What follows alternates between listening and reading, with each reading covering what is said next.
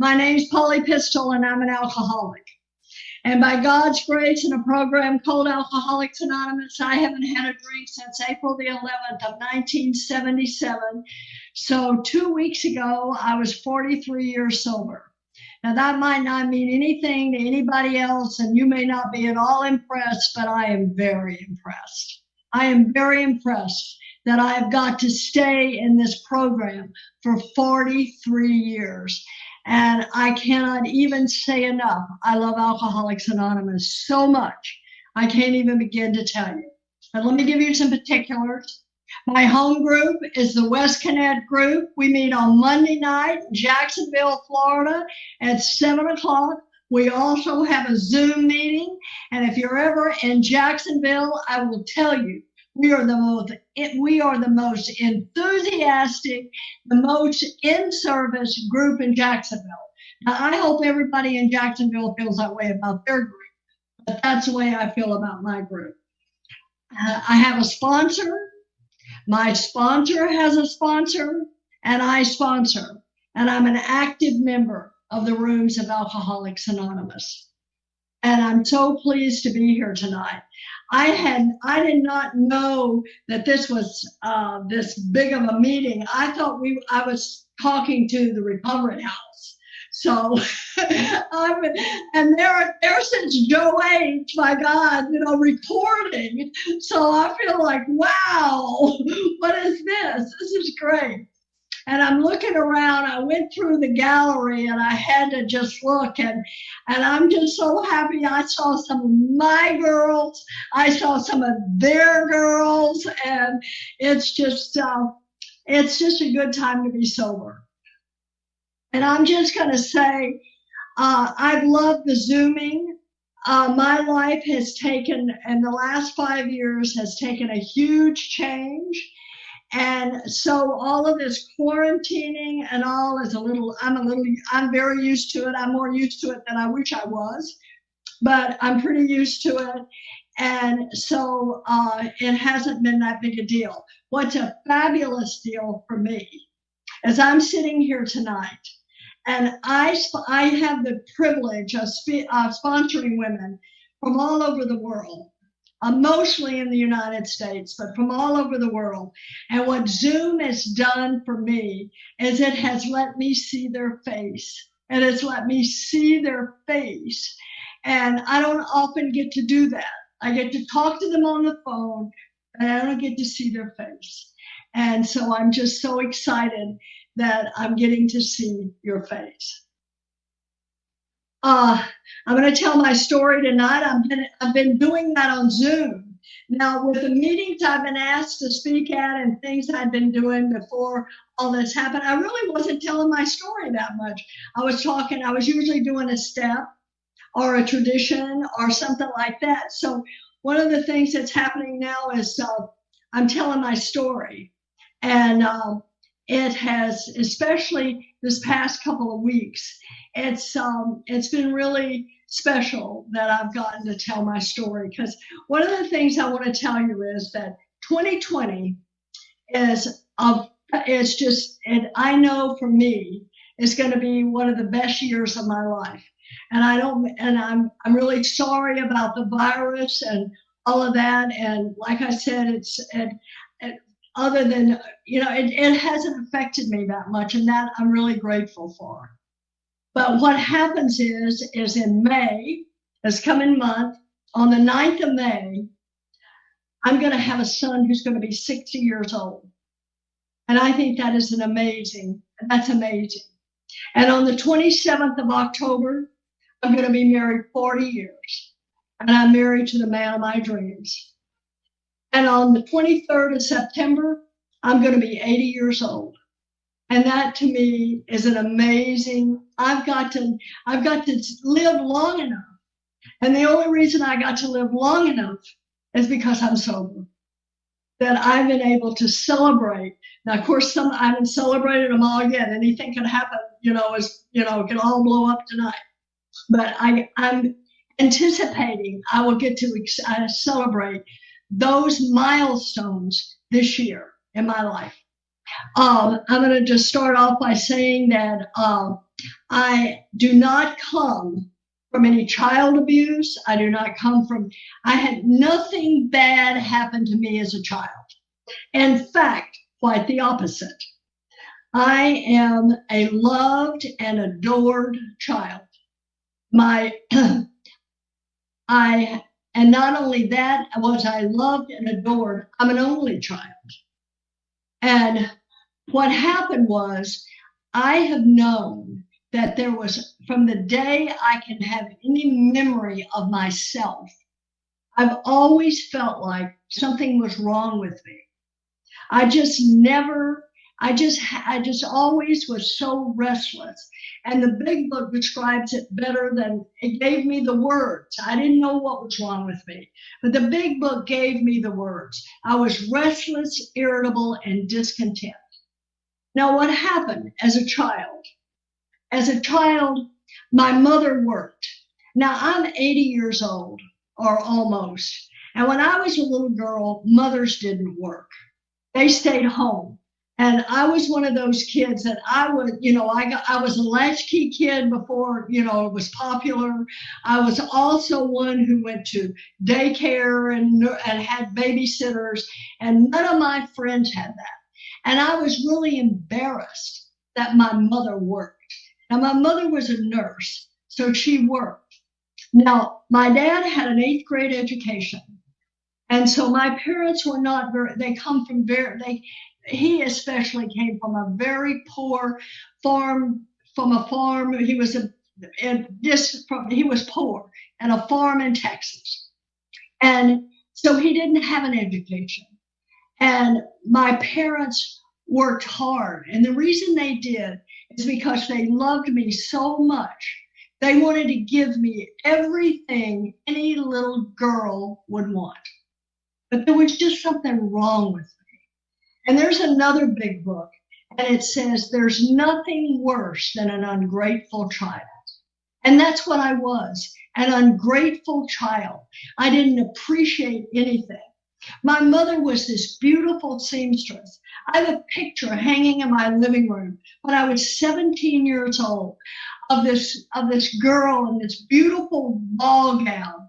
I was a princess in my little town, and I have this picture, and my mother made that dress, and it is absolutely gorgeous. Everybody says, "Oh my God, that dress." And I said, my mother made that.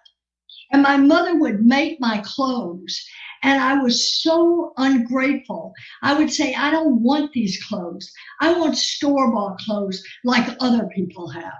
Just constantly being so ungrateful. The other thing is I was raised Southern Baptist, and I did not come to Alcoholics Anonymous like a lot of people, not knowing God. Oh, I knew God. And God was that thing up in the sky that was going to get you. You were going to burn in hell. You were going to pay for all your sins. And I heard it over and over. We went to church on Sunday morning, Sunday night, and Wednesday. And I heard all of these things. How, all I heard was no matter what you do, you're going to have you're born a sinner. And you're going to burn in hell for your sins. I just knew that was what was going to happen to me. So I didn't even realize how hopeless I felt. When I was 18 years old, I married an Air Force officer. I knew that I'd found my knight in shining armor, and we were going to sail off into the sunset and live happily ever after. Well, I had no idea what I had signed up for. And I knew he was really cute in his uniform. And I thought, oh my God, we're going to get to travel the world. And we definitely did not get to do that. He did, but I didn't, because he was a bomber pilot.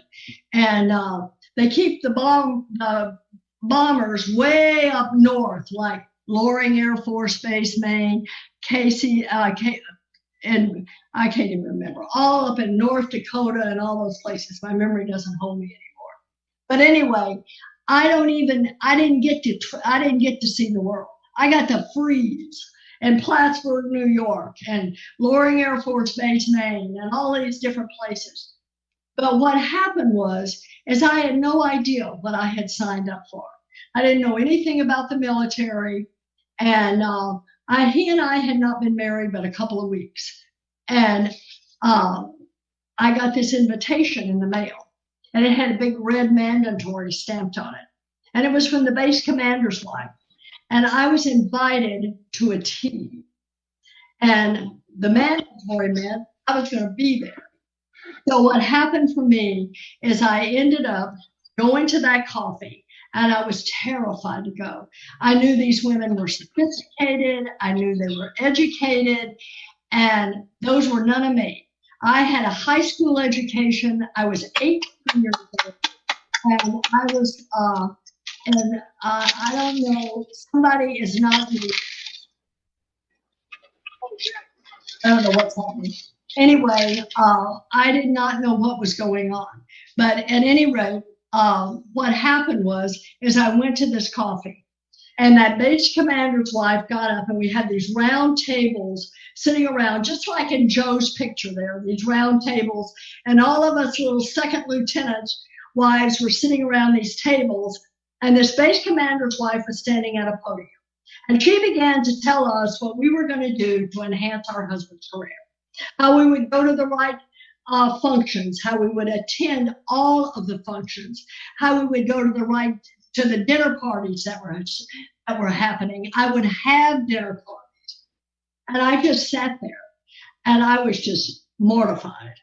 So I left that coffee. I went to the nearest bookstore, got a book on etiquette, because I didn't know anything about it. I'm a hick from Texas. I didn't know anything about that. And a couple of weeks later, there was an officer's wives luncheon.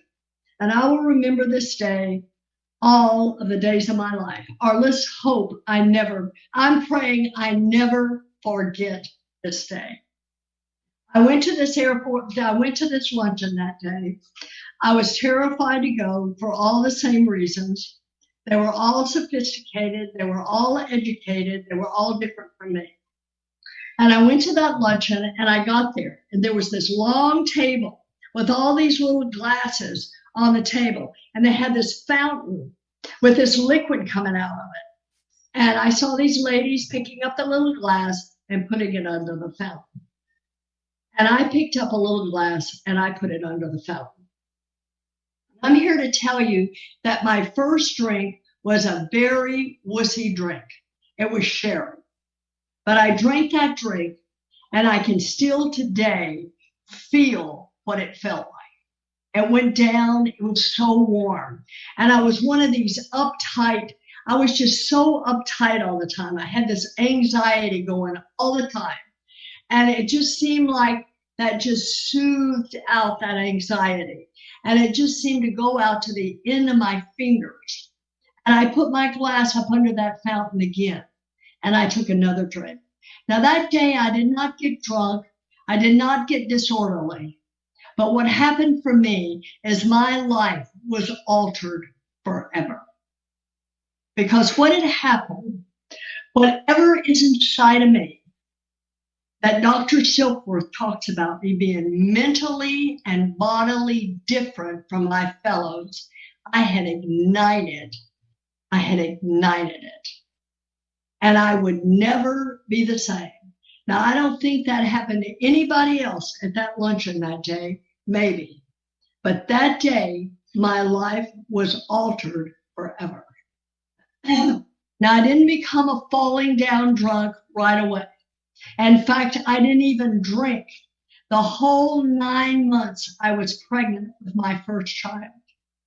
However, that was not the case for my second child. But I began probably by the time I was 22, 21, I became a daily drinker. And what happened is that would become progressively worse. Now, I don't have any racy stories to tell. My story is not that sweet. What happened for me is I had these two little boys. My husband was gone, and he was gone for years at a time. And these two little boys were left in my care. And what happened is, I'm the alcoholic in the big book, and there is a solution. Dr. Jekyll and Mr. Hyde. And I can take a drink of alcohol, and I became mean. And when I wasn't drinking, I don't know that I was the greatest mom, but I certainly wasn't mean. But I would take a drink of alcohol, and it would completely alter my personality. And what happened is I began drinking like that, and I began abusing my children. I began hitting them, throwing them into the wall, screaming at them, doing all sorts of abusive things. I would do things like I had a son who was an athlete, and I had a son who was a musician. And I would say, I'll be at your game, I'll be at your concert. And what would happen is I could never get there because I would take a drink of alcohol first to get there.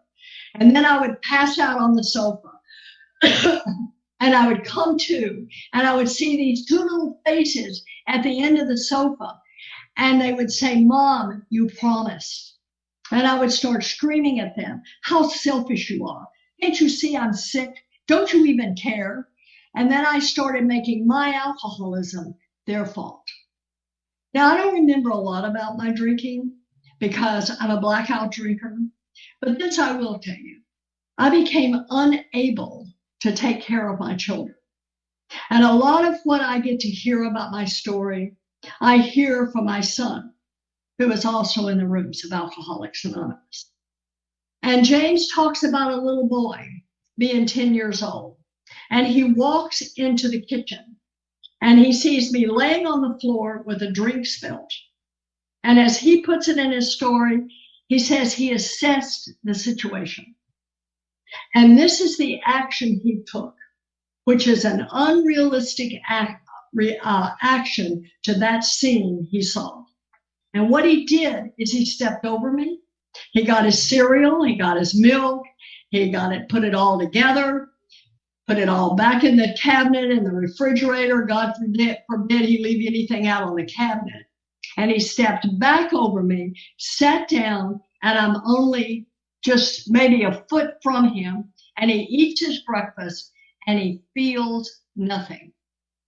That's alcoholism. Because you see, he felt nothing because he saw that scene day after day after day. And that scene was not something that was unrealistic to him. That was part of his reality. My oldest son was a person who took care of me. And I also was on what in my day and time was called tranquilizers and barbiturates. And what would happen is I would go to an Air Force doctor and I would be nervous and upset, and they never wanted the jock upset. So I was given all kinds of pills. Valium and Librium and Seconal and Nimutol. And I would take these pills and drink alcohol. And I don't know if you've seen anybody taking pills and drinking alcohol lately, but we don't breathe too good. And many is the time I've come to with screaming. I could hear my oldest son screaming, Mom, wake up, are you alive? And I would come to and I'd see the fear in his eyes. And you know, for 43 years, if I don't get another thing out of AA, I haven't had to look at that kind of fear in anybody's eyes because of something I'm doing. And for that, I've been overpaid. That's what it was like. I'm going to tell you what happened. I ended up having a car wreck in Irving, Texas. And that car wreck would bring me to detox for the first time. What happened was I got out of my car and I called the police and told them my car had been stolen. And here comes the police with my husband. I'm so sorry, I got a frog in my throat. Here come the police with my husband, and I'm taken to the Irving police station. And I get to see that look on the non-alcoholic's face that just doesn't understand why we do the things we do. And this policeman looked at my husband and he said, why don't you just take her home and sober her up? And that night he said to me, Polly, there's a treatment center and it's not far from our house. And I wish you would go. And that night I entered treatment. We called it treatment. It was a detox center. I entered detox for the first time. And this was a 7-day detox. Now, I had no idea what detox was about. Had no idea. And I got up the next morning, and after they did all the stuff they do, you know, readings and talking to you about AA and all this stuff, then we sit around and we talk. And I call it, we tell war stories. And they started telling these war stories. Well, I'm not saying anything. First of all, I come into to this detox center, and when I got there, I didn't even say the F word. Now I tell you, I'm really good at it today, but I didn't say the F word then. I was so naive. I went into this treatment center. They're all cussing like sailors, and they're divorced. Some of them have been to jail. Some of them have been to prison. And I look around and I say, I'm not like these people. This is not like me. And they're telling all these war stories, and I don't have stories like theirs. And I did all my affairs sober, so none of my affairs was done drinking. And so what happened was, and I wasn't telling anything. I'm not going to say what happened to me, because you see, what happened to me is I abused my children. And not only that, my husband was 100% disabled from the military, and he was about 80% bedridden. And he had congestive heart failure at the age of 36 and could barely walk around because his heart was so enlarged. They didn't have heart transplants and things like that in the mid 70s. And so what happened is I couldn't take care of my husband. I was abusing my children, and I'm not going to be talking about those things. I'm too ashamed about that. But while I was in that treatment center, I had a jailhouse romance. What happened is we stayed sober for 58 days, and I ended up in a motel in Euless, Texas. And I was 12 steps out of that motel. And I was brought back into that treatment center more dead than alive. And I got to experience things that I had only heard about. I didn't know anybody that had experienced things like that. And my life was devastated. And I thought, and I sat there and I said, there's no way I can live sober. My problem is sobriety. I cannot live sober. The facts of my life. My husband is so ill, and I can't take care of him. My father is dying of colon cancer in Abilene, Texas, 3 hours away, and I can't go there because I can't get there. My children are a mess. My life, I can't bear who I am. I cannot bear who I am, because make no mistake, I loved my sons. I loved my husband. I loved my dad. I love these people, and I could not drink. I was so powerless over alcohol. I could not drink. What happened for me is that 7 days was up. I got a bottle of scotch and I got a bottle of Valium, and I checked into a motel. I don't think there's anybody in this meeting who doesn't have an angel in your life. Someone who brings us to the program of Alcoholics Anonymous. And I had such a woman in my life. And she didn't bring me, but she saved me. And what she did is I worked with her. She knew nothing about alcoholism. And she said something came over her. And see, that's what happens to so many of us. Our loved ones, something comes over them. And something came over her. And she drove around until she found my car parked outside this motel. And I hadn't shut the door all the way. It was just closed. And she pushed it open. And she found me laying there.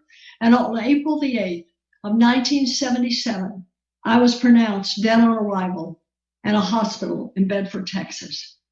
And one of the things that I want to say is more and more is being revealed to me. In fact, probably in the last 8 years, I have had so many revelations happen to me. And I had a revelation happen a little over 2 years ago. James and I got invited to speak in Australia at their first boomerang. And we were so excited, and we were going to get to talk and do a step. And then we were going to get to do the family afterwards, which he and I love to do, because most of it's really our men's stories and the stuff that has happened as we've gotten sober together. And he's just 6 years behind me, so we really just got sober together. And but anyway, the chairman of that conference says, I would like for you and James to do it a little bit differently. I would like for you to talk about how James's alcoholism affected you, and I want him to talk about how his alcoholism affected him. Now, James and I had never done that, and a lot of the stuff we've made amends, but a lot of the stuff has been kind of untold, and except for those highlighted things I just told you about. But what happened is that day, James looked at me and he said, Mom, I don't want to hurt you, but I'm going to tell these things. And he told a lot of things, and most of them I was pretty aware of. And, I had heard them from time to time. But then he told something that I hadn't heard. And he said, probably the worst thing that has ever happened to me in my life is the day my dad and my brother and I got the phone call that my mother had flatlined in the ambulance. And you see, I never thought about that. But these are the things that alcoholism does to our children. And I never thought about that. And he talked about that. And he said, that is the scariest I have ever been in my life. So what happens is I got to see something I had not seen before. And I got to hear things I had not heard before. And those things have even helped me to be a better member of Alcoholics Anonymous. Because one of the things that I am certain of is that the person I used to be sits right here. She's there. And any time I want to rest on my laurels, or any time I don't think I need this program, or any time I don't think I need to call my sponsor, or I don't need to work with a newcomer, that woman will come back. And I will do everything I can today within the powers of Alcoholics Anonymous so that she never shows up again. I don't ever want her to show up again. And I am so grateful that what happened for me, that I got put in that hospital. And if you try to commit suicide in 1977 is no different than it was in 77 than it is today in 2020, you will get the attention of the authorities. And what happened for me is I was put in a psychiatric hospital for 72 hours, which was enough time for my husband to obtain a court order from a Fort Worth judge that said I was a detriment to myself and others, and I was court committed to treatment. I want you to know that God has worked in my life many, many times without my permission. And he worked that day without my permission. And I was court committed to treatment. I did not want to go to that treatment center. There was nothing there that I wanted to do. And what happened is I was court committed to that treatment center. And in that treatment center, I was introduced to the program of Alcoholics Anonymous. And they started bringing people into that treatment center. And they would come in there and they would tell us about the program of Alcoholics Anonymous. And I instantly started. I had asked the man that had 12-stepped me out of that motel room, had asked him to be my sponsor. And when I got out of that treatment center, I went right to his house. They told us, we want you in a meeting that day. And that day I went to Frank's house, and I was in his house. And what happened to me later is he was sponsored by a man by the name of Frank Honeycutt, that I will miss him every day of my life. I will miss him. He's the finest man I've ever known. And because of Frank Fitzpatrick, who was sponsored by Frank Honeycutt, I got to know him all of the years, most of the years I was in Southern California. He died right as we moved to Birch Bay, Washington in 2000. What happened was he started to feed me the big book of Alcoholics Anonymous. And I went prancing in there and I said, well, I'm on my 6th step. I did my 5th step in treatment. And he looked at me and he says, that's just all that Hazelton BS. You haven't done anything. We're going to do the big book of Alcoholics Anonymous. And I started doing the big book of Alcoholics Anonymous.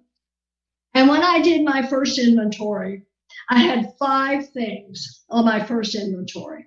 And I had my mom and my dad and my husband. I had the Baptist Church, and I had the United States Air Force. My sons I had on my harms done list, because I did not have any resentments against my sons, but I knew that I had harmed them. And what happened was I did my 5th step, and then he told me, you're going to make amends to these people. And I knew I could make amends to my husband. I knew I could make amends to my mom and dad. But how do you make amends? How was I going to make amends to my sons? And he told me I was going to go to them and I was going to make amends. And what he did is he had me write everything out on a 3x5 card, because he says, if you don't write it down, you may not get it out. And so I wrote these things down on a 3x5 card. And he had me write on another 3x5 card. And on that card it said, I am so sorry that this happened to you, and I will spend the rest of my life being the very best mom I can be. And I went to my sons. If I had this to do over, I would have done it differently, but this is the way I did it. So I'm one of these people that believes everything that happens in God's world is no mistake. So it's not a mistake. But what I did is I made my amends to both my sons at the same time. My sons were 16 and 14 years old when I got sober. And I made my amends. And I asked them, just like it says to do in the big book of Alcoholics Anonymous, is there anything you have to say to me? Did I leave anything out? And my sons were angry. They were really angry. And they started to just fire at me like I had 2 Uzis shooting at me. And I just picked up that card and I just kept repeating it. I'm so sorry that that happened to you. And I will spend the rest of my life being the very best mom I can be. And that's what I have tried to do for these 43 years, is I have tried to be the very best mom. And I have 5 grandchildren. And I am an absolutely fabulous grandma. Now, they're all grown now. My oldest grandchild is 27. My youngest one is 20. And they're grown now, so they're not hanging out with me like they used to. But I even taught my oldest grandson, the oldest of them, the oldest grandchild, I even taught him how to drive. I mean, I got to be a part of their lives. I always said I was a roller coaster riding grandma. I got to do those things with my grandkids. I've got to spend those times. When I was 3 years sober, I'd had a whole lot of affairs in AA. I shamed myself. It seemed like I got sober and my libido woke up. And I just started having all these affairs in Alcoholics Anonymous and brought more shame on myself of another way. And what happened was I was friends with Dave. We'd been friends since I was 6 months sober, and he was 1.5 years. But I never slept with Dave. I'd slept with a lot of the guys he sponsored, so he knew more about me than he needed to, but I never slept with Dave. And when I was 3.5 years sober and Dave was 4.5 years sober, we left Texas, married, but not to each other. And we ended up going to Grand Rapids, Michigan. We got divorced, our divorces, and we married. And I married the man of my dreams. And on October the 27th, we'll be married 40 years. And I still feel about him the same way I felt about him 40 years ago. Our life is way different, but I feel that way about him today. And I'm so grateful God has given me this gift and allowed me to learn how to have a relationship. And I can still hear Chuck. I was a little girl. I was really young in sobriety. I was 5 years sober. And I was sponsored. Dottie H was my first sponsor. And her and Johnny were married at the time. And we used to go up and especially after the Southern California conference, we'd go up to Chuck's house. And he was sick. He was sick for a few years. I got to do this for a few years. And if you were the youngest, and I was the youngest of the bunch, and I would always scoot myself over there by Chuck's chair. And then I got to read it again and a new pair of glasses. And then I got to hear Sandy say it. But I have one problem. I have one problem in life, and that's conscious separation from God and man. And I have one solution, and that's conscious contact with God and man. And other people. I think that's the way to put it. This is what I'm supposed to do in life. I am supposed to make a conscious contact with God and get along with my fellow man. Get along. I don't mean tolerate. I mean get along with my fellow man. Dave and I have been married 40 years, so life has been in session. We've lost a child. Dave's oldest son died. He was 11 years sober in the rooms of Alcoholics Anonymous. He died with AIDS. We've had a lot of heartache. Dave's had a lot of health issues, and it all started in about 2007 when he had open heart surgery. That was the first thing. But life has been in session. In 1993, we ended up filing bankruptcy. Dave lost his job. The bottom fell out of aerospace in Southern California, and we ended up filing bankruptcy. I was so humiliated. I was 16 years sober. I didn't want to share my story. I didn't want to go anywhere because I didn't want to tell anybody that. But Frank said it wasn't any of my business what people thought of me, but my life depended on what I thought of them. And then my sponsor Dottie had so much adversity in her life, and she always said, "Polly, it doesn't mean anything if you stand behind the podium and don't tell the truth.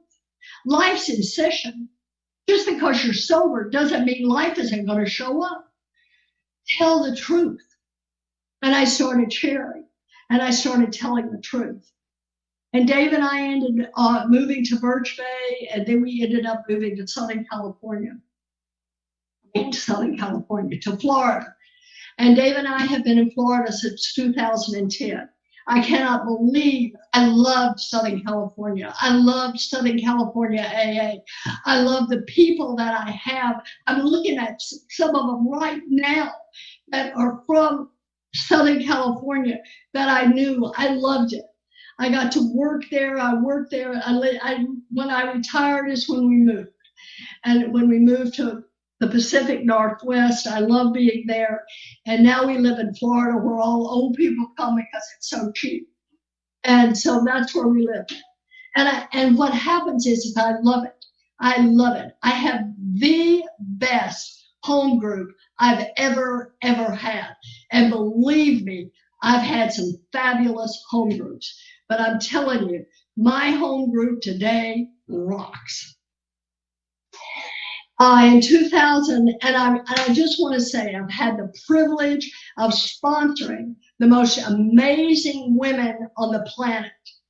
I don't have a clue what I do for them, but I can tell you they feed my spirit, because if my phone didn't ring and I didn't get to hear their voices, I wouldn't get to be the person I am. Because I'm telling you, they keep me on my toes because they rock. And they know this program like the back of their hand. They rock. And it's my privilege to be able to sponsor these women. In 2015, my world kind of shattered. And it looked like it wasn't going to be such a bad deal. And my husband, in September of 2015, they found out that he had lung cancer. But first, they found out he had a blood clot in his heart. And before they could do anything about the lung cancer, they had to get rid of the blood clot. And it ended up that it was kind of late when they got rid of, when they were able to go in for the cancer.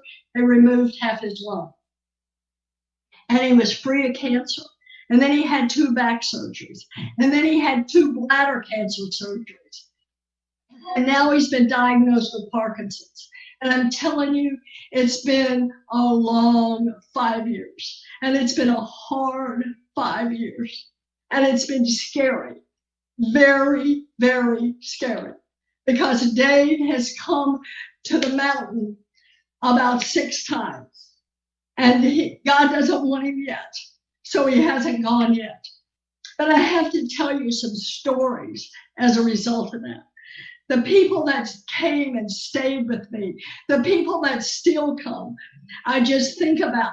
April comes, I'm looking at April right now. She comes, and her and Dylan come, and they bring their new little baby. And you never seen such a smile on Dave's face as he gets to see this little baby. And these are the things that we get to do. And Dave and I, what happened for me is I thought, oh my God, you should have seen me. And I was like, oh my God, my world came to an end too, because I'm Dave's caregiver. I'm a 7/24 caregiver. And I'm like, but my life, I get to go to AA conferences. I get to travel around the world, but I don't get to do that anymore. I don't get to do that anymore. And I'm selfish and self-centered. I'm a real alcoholic. I have to work on that every single day of my life. I have to work with that. And I thought, well, it's not just his life. My life has been ruined too. But you see, I didn't see what was going on. I didn't see what God was doing. And in the last few years, I've really got to have my eyes wide open. And I've got to see a lot of things that I didn't see before. And one of those things is, check my time here, I'm going to hurry. One of those things is that I could never take care of my first husband. And he was very ill. But today I am Dave's caregiver. And thanks to this program, I have a completely different attitude. And I am honored that I get to be his caregiver. I am honored that I get to do that. And I never got to take care of my dad I did get to take care of my mom, but I didn't get to do these things. I didn't get to take care of my grandchildren, my sons. And now I have these beautiful grandchildren. I've got to do do-overs. God has allowed me to do do-overs. And I'm so grateful for that. I want to tell you 2 stories and I'm done.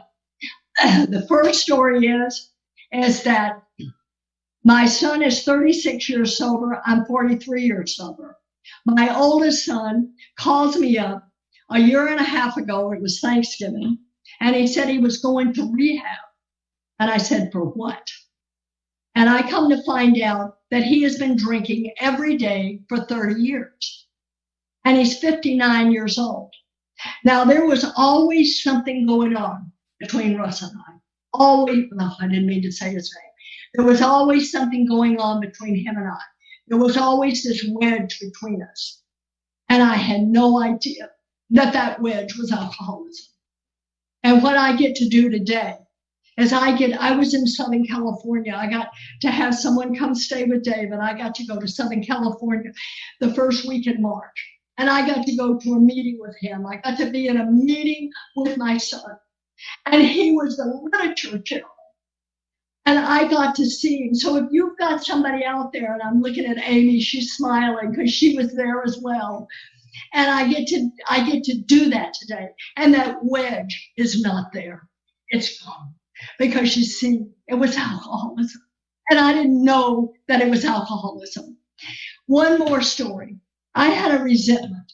And 2 years ago, I had a resentment, the worst resentment I have ever had in my entire sobriety, my entire life. The resentment nearly killed me. It took away something I loved so much. I felt I was violated and betrayed and just all kinds. I just never had been hurt to that degree, I didn't think, by somebody that I knew and trusted. I had never been hurt like that. And I just couldn't get rid of it. I do constant inventories with my sponsor. I do constant inventories because I didn't want to feel like this, because I knew in the 12 and 12 that it talks about if ever I'm disturbed, no matter what the cause, there's something wrong with me. And I knew it was me. Whatever was going on with me was what the problem was. And what I got to do, I'm an Emmett Fox fanatic. I've been reading Emmett Fox since I got sober, and he was a great contributor to Alcoholics Anonymous. He was a great contributor to Bill. And I was in the February section, and it was talking about forgiveness. If any of you read that, it's just all these pages on forgiveness. And I got to thinking that if my sons could forgive me for what I did to them, what in the world can I forgive what this person did to me? Because it was what I did to my sons was 100 times worse. And all I want to say is I'm so grateful I'm sober. I'm so grateful that I'm an active member of Alcoholics Anonymous. And I'm so grateful I'm in love with God. Thank you.